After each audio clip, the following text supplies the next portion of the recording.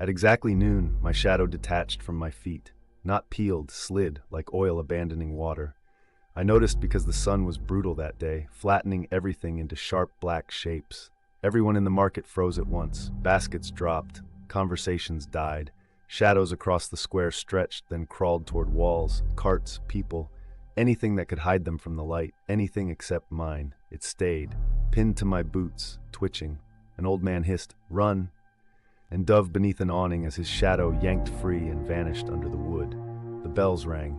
That's how noon is announced here, so you can get your shadow indoors before it's too late. I ran.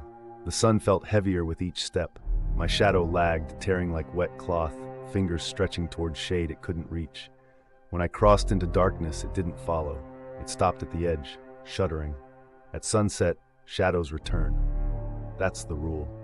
I stood in the square as the light bled out of the sky. Others waited too, eyes down, pretending not to watch.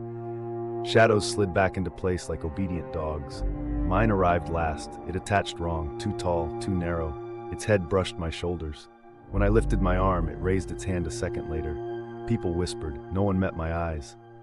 That night, my shadow didn't lie flat. It stood on the wall, breathing. When I turned, it pressed closer, learning my shape, my habits, my pauses.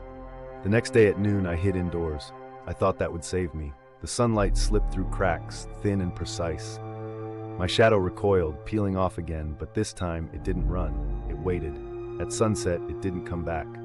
I woke to wait at my feet, cold, anchoring. In the mirror, my shadow stood behind me, perfectly aligned, except its eyes were open. Outside, the bells rang for noon. I stepped into the sun, and for the first time, I was the one that couldn't follow.